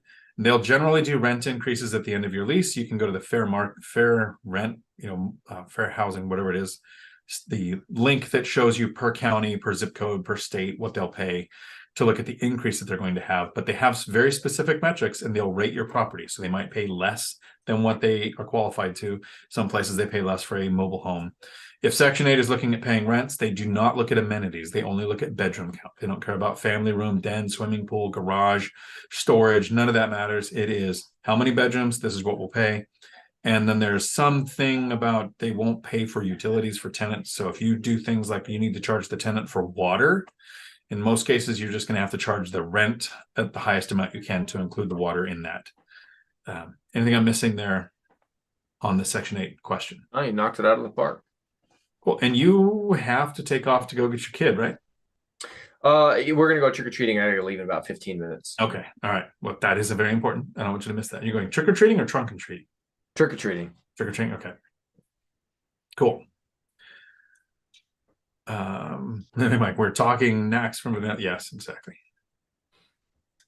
They did a really evil thing. If you play WoW, you had to go into Wrath of the Lich King WoW and play to get certain mounts. So they made you play both games. Laura, Dion, the Q&A at Mike Zuber's boot camp was awesome. Reference your answer to Karen C.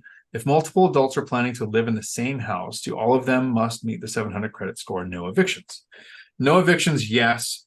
I generally want one or two people to have the 700 credit score. They are technically, in my mind, the co-signers. And it is made clear that if this person or these people that have that score were to move out, this lease is null and void. Kind of like if you rent to somebody whose parents co-sign with them, you say if at any point in time the parents' names are taken off the lease, then this person must meet all qualifications to sign a new lease.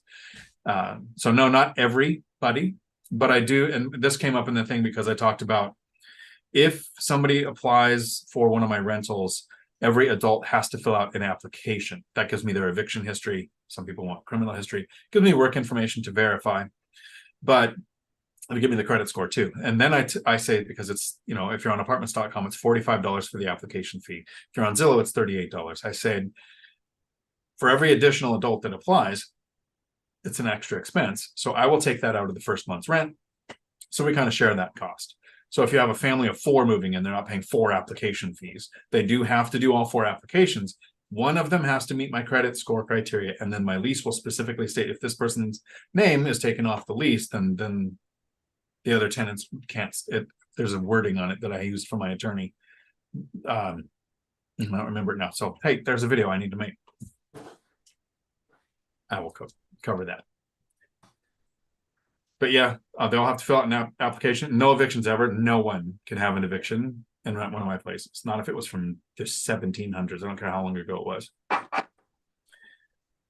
And then Michelle spelt Pereira. So there's the actual spelling of that. Foot ahead to freedom. Howdy. I own 3 singles and 2 duplexes for a total of 7 units. Is it worth to do a cost segregation? So the number of rentals to me doesn't determine if a cost segregation is needed or not. I think the best time a cost segregation would make sense is if you are a high income earner, but somehow still qualify as a real estate professional. So like Matt the Lumberjack Landlord did, he isn't a real estate professional, but his wife actually is. So they did a cost segregation and it got them a 6-figure return. So in that case, it made sense. I've never done one. Because here's the negative to the cost segregation that a lot of people don't talk about. So if you're a high income earner, and you can get a 6-figure return this year, sure, that might be worth it. But if you're really just using the cost segregation against your rental income, not your high income, you're probably going to see a return on that cost segregation study. It'll cost you somewhere between $500 and $2,000. Your return might go up by $5,000. That's a pretty decent return. But now you're only depreciating 75% of those properties for the next 27 and a half years.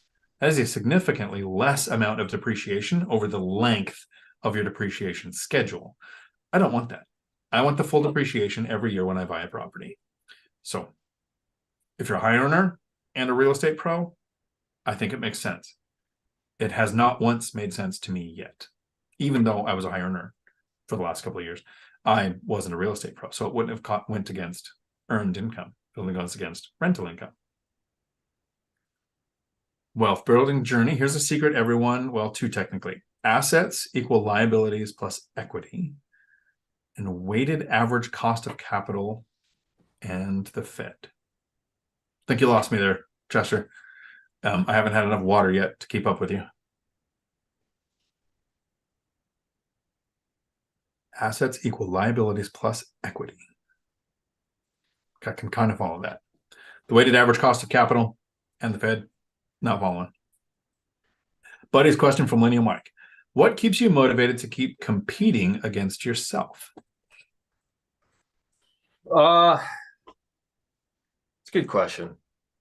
The answer is hard to talk about. I made a video on my channel called The 5 Toxic Traits That Helped Me Become a Millionaire. And then I didn't release it because it's too honest. It is off-brand. It's uncomfortable to talk about. It doesn't make me look good, or it's not a popular thing to say. Because what makes me want to compete against myself, giving you the dumbed down, more friendly version of it, is I never let myself be proud of anything I've accomplished, and I constantly feel like a failure because I over critique and criticize myself for every mistake I've ever made in my entire life. And that constant drive to not hate myself for messing up or screwing up or making a mistake makes me want to be better. I understand that's probably not healthy. I don't care. You take that and you couple it with the 2 out of 3 prongs that I easily meet when it comes to defining a narcissist. And yeah, like you put all this stuff together, there's some dark character traits that I have that make me just want to win and compete and be the best at everything that I do. I can't shut it off. I don't want to shut it off. God, I would never want to medicate myself to get rid of that. Like, I enjoy having a competitive edge that gives me the drive to want to win. I don't like losing. I take it personally. I can still be somebody you call to play on your recreational softball team. I'm not going to freak out at somebody who's running some bases on a pickup softball game. But like Dion said it earlier, how you do one thing is how you do everything. So when I come to play, I'm playing to win. And, you know, I mean, like, I get shot at for a living. People have tried to stab me, kill me. Like, to a certain degree, you have to have I'm going to survive mindset, but not just survive. I'm going to win. So where does it come from? How do you keep competing with yourself? I don't want to get to the end of my life and be like, man, I wish I'd done this better or differently, or what if. I think regret is probably one of the most painful emotions you can feel, is the regret. You didn't try, you didn't push yourself, you never went out of your comfort zone, you never accomplished anything. You're happy to talk about the ultimate accomplishments of other people. Did you see that movie? Did you attend that show? Did you see this sports event? Did you watch what Dion talked about with his rentals? Okay, well, what about your story? What about you? If you can't sit down and have an hour-long conversations about the life that you have lived, what kind of life have you lived? We know what Dion's done. He was in the military. He was a police officer. He got divorced. He recovered from $300,000 plus worth of debt. He had kids that he raised as a single father. He is a BiggerPockets TA. He speaks at all these different conventions. He's going to be there in February. He travels the world. He goes scuba diving. Like, all of these different things that you know about Dion that are inspirational and motivating. But you should also have those same accolades about yourself, because it's super cool to talk about Dion's story. But ultimately, the reason why he's making these videos is he wants you to be able to speak about your own stories. I want to speak about mine. Being here for motivation is good, but it should motivate you to want to do something, to take action. So that was a long answer. That's okay. So the motivation is to say this is the life you could have, but then you have to use the logic and facts on the path to get there. And so that's the point. That's why I talk about and want to meet people like Dave and Josh and Michelle that are doing these things and taking the action, to see their story. And then I put in the comments that you're a chicken because you made a video and you didn't put it up. So here's something. You heard the story of the old bull and the young bull going down the hill. I'll use this as a reference. When you want to make a video, but you're very certain it could be too much of an overshare, right? It was too transparent. Do a live stream. Don't give yourself the chance to sit down on an editing. That's why I've started doing so many live streams. I want to go and talk about certain things. And I'm like, if I do this in an edited video and then I have time to think about it, I won't put that out for people. But if I do a live stream, this is what I want to talk about. So you just get the raw, unedited, here's the thought process. I think you should try to make that video without looking at don't go watch the last one again, because it'll be too fresh in your mind. But just go, hey, here's some toxic traits that make me really good at real estate. And then talk for 5 minutes and see what happens. Yeah. Stephen C has a question for you, Mike. Invest out of state, and I invest in out of state in Florida. With all the appreciation, it's getting much harder to find cash flows. How long do you keep looking and not finding cash flow before you look for a new market?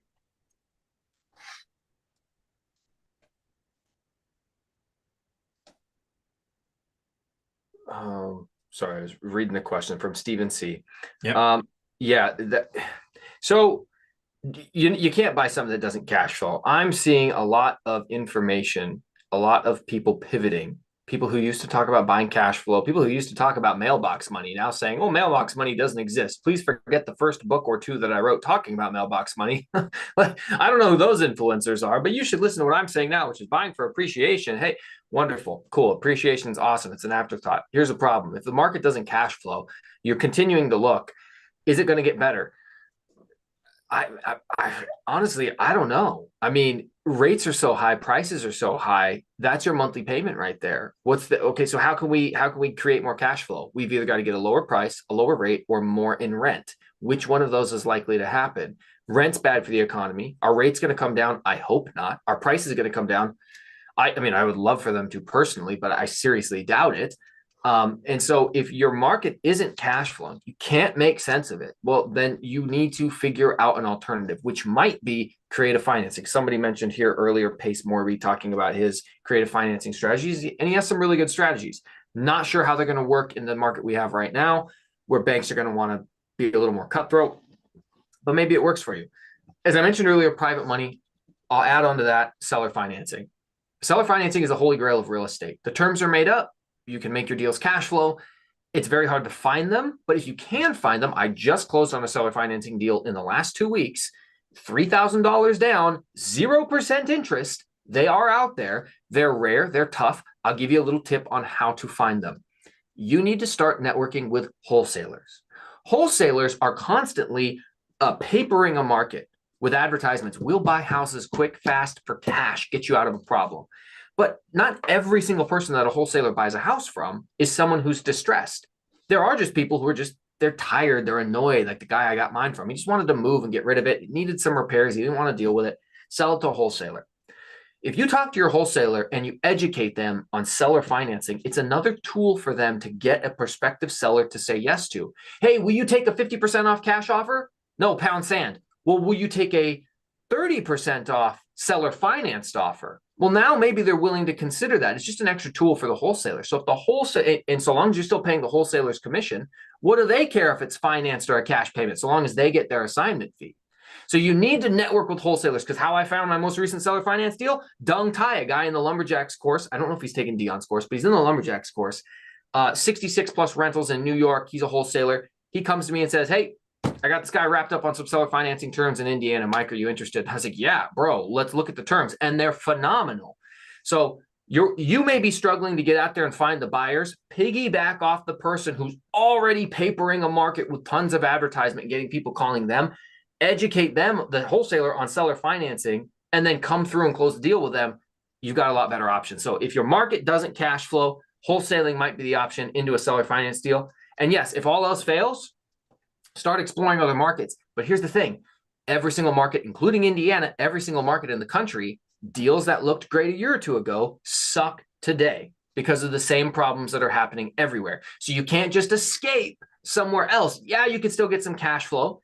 But look, ultimately, you need to refine your skills with these types of seller financing and wholesalers and networking. You need to do that anyways. So at least start where you're at and start building that skill. If you want to look somewhere else, great. Let's do it. Message me. We'll talk about Indiana.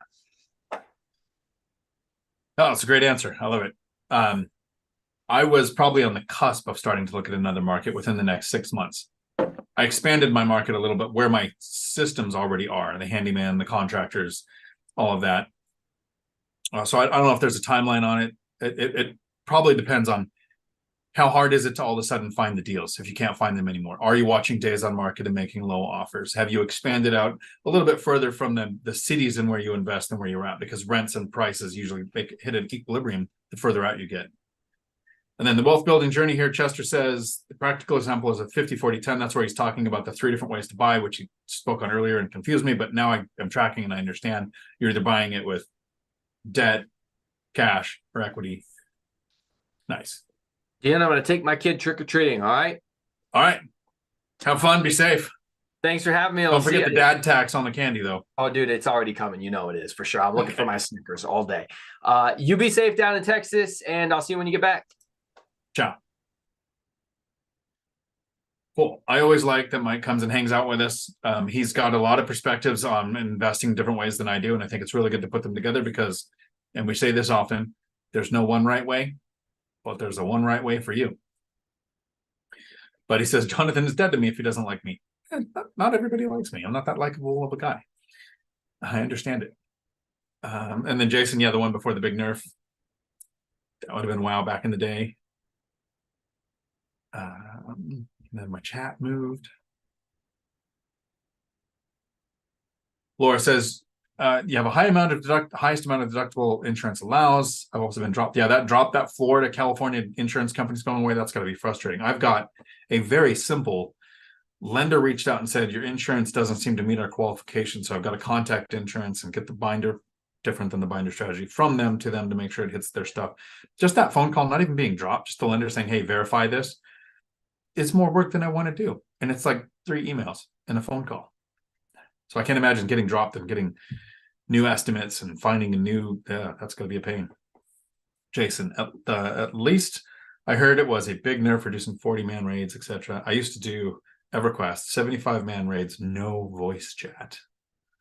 Rick Ramirez, you're in San Antonio. We'll have to maybe go have lunch or something. Jason, Apex Legends is my favorite currently. Haven't heard of that one. Ninja Vanish, our issues can become our superpowers. I agree. Laura loves Millennial Mike motivational videos to keep me going. No victimhood allowed. Perfect. Totally agree. I think he should do that as a live stream. I think people should message him on his videos saying, hey, you should do a live stream on your 5 toxic traits that make you a millionaire in real estate. Sully, would you feel compelled to buy a $300 gift card for food if a fridge goes out and one won't be delivered for 24 hours? Tenant mentioned they had just bought $300 in food. It's a pretty big family. So one of the reasons in my leases, I require tenants to have renter's insurance is so that if they have an issue, I can direct them to renter's insurance for the claim. This is one of those cases where they could do that. If it's a refrigerator and I provided it, I will generally say, send me the receipt. It's got to be dated yesterday. I'll reimburse you for the foods that were perishable, right? Not all food that's purchased is perishable. But when a fridge goes out, I generally say that's kind of my responsibility. If it's the tenant's fridge, obviously it's not my responsibility. But I kind of put the caveat in the beginning of I require tenants to have renter's insurance in case there's some big issue. Let's say that there's a flood and it destroys $4,000 worth of their furniture. That's not a landlord issue because the tenant was required to have renter's insurance.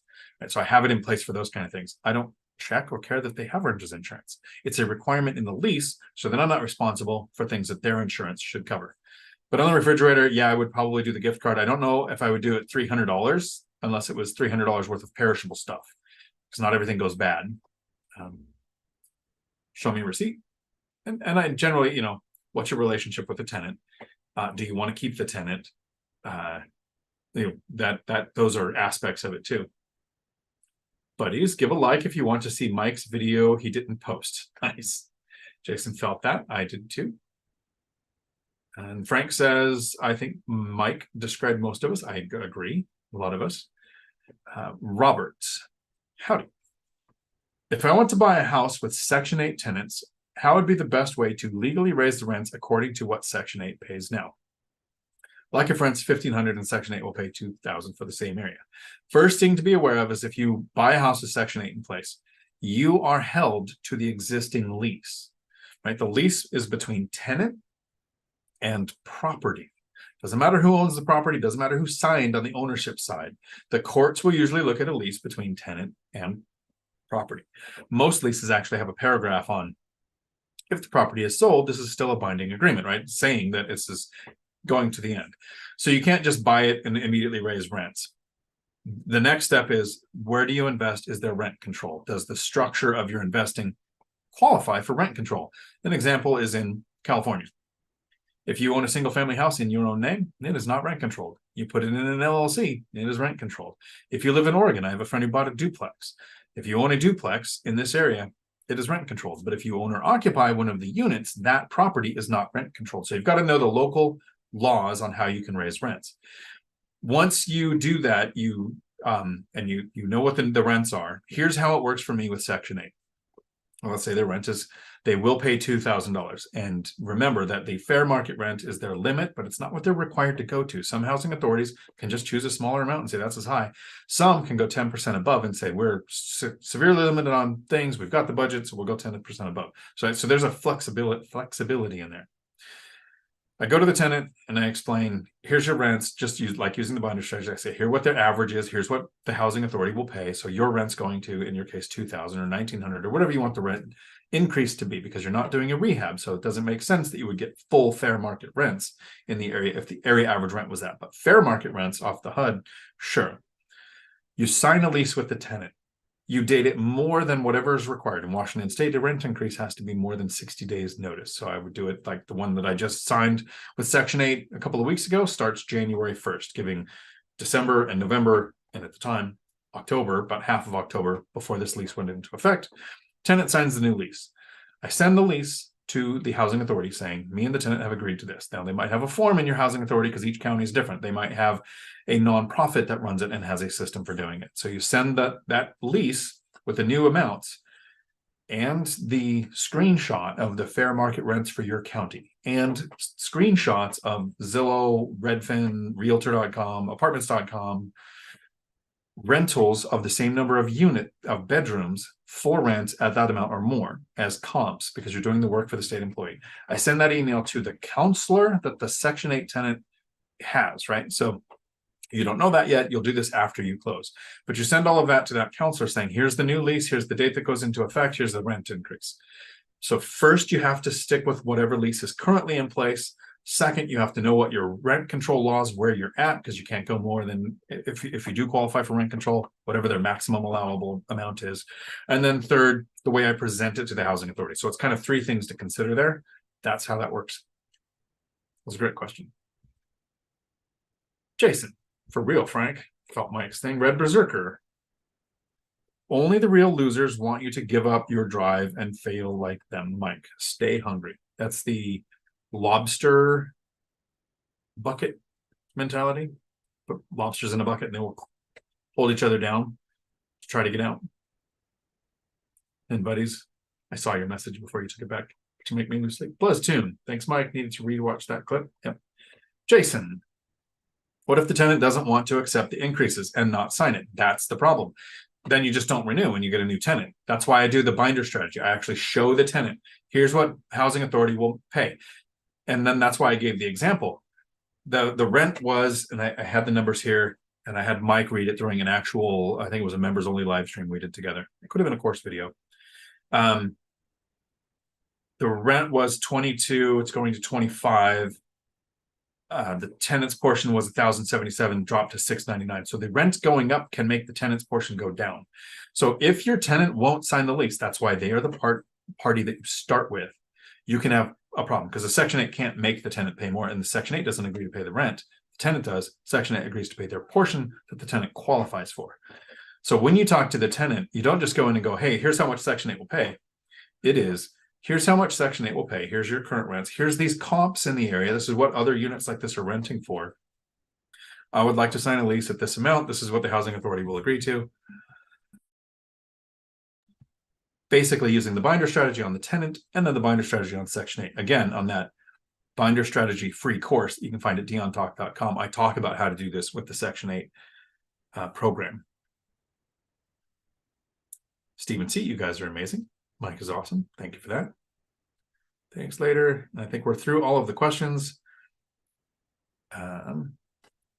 Henry, howdy. Hi, Dion, how would you flip 15K cash? Thanks. So the rule of 72 would be the way that I would flip any amount of money. I would figure out my yield and then divide it by 72 to figure out how many months it's going to take to double it.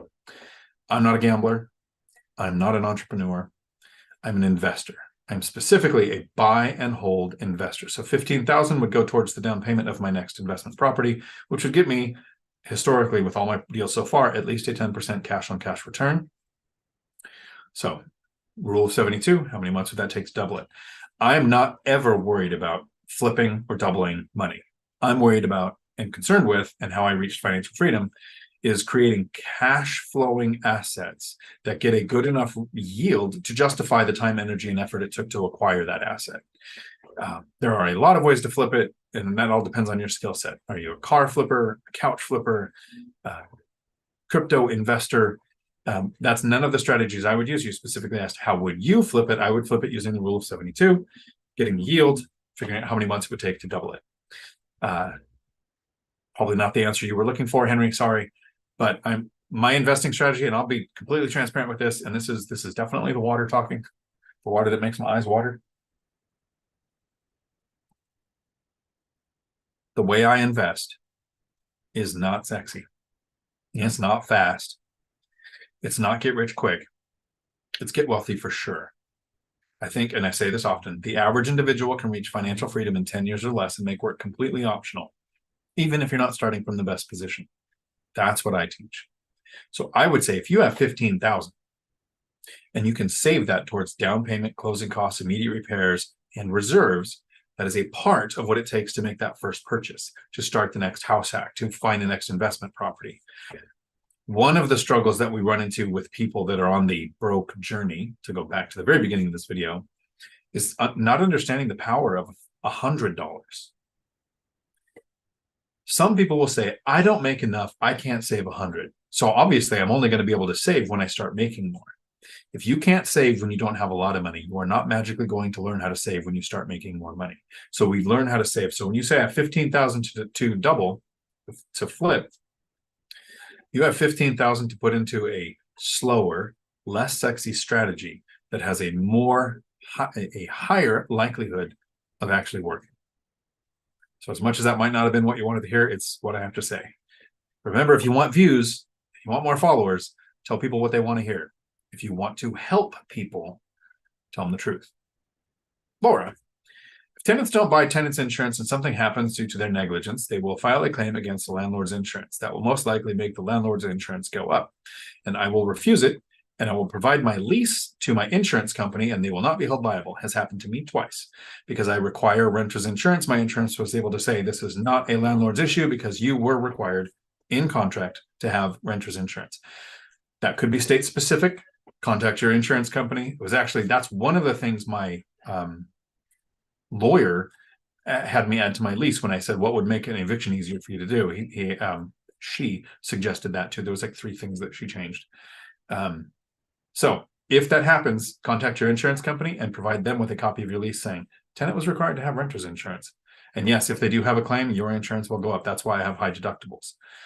And if it was a $300 thing on a fridge, it could triple your insurance rates and cost you thousands of dollars a year. So another reason to pay it if it was that small. Wealth building journey. The rule of 72 works with any rates and time frames, months, minutes, years, to double any amount of money. Put it better than I did. I'm going to be wrapping up here pretty soon because I got to get to the course class that starts at 6. And remember, if you're in the course tonight, Cody and Christian from Cody and Christian Multifamily Strategies are stopping by, which means I need to text them and remind them. BuzzTune. In Zuber's boot camp, you were a part of. What were your thoughts for the guy at the end? He was trying, but moved to market faster than Zuber wanted. That was I stepped back at that point because so throughout the boot camp, I was only there for that week, right? There must have been a history there where Zuber has talked with that person a few times, who is, taking the time to educate themselves. So they're making the right moves. When we talk to a new investor, it's very frustrating, and I could hear it in Zuber's voice, that the shiny object syndrome, the chasing 5 rabbits. You talk to a new investor and they come and they go, okay, so you house hacked, you bought some small multifamily, you did this for a few years, and then the income snowball kicked in, and then you reach financial freedom. That's awesome.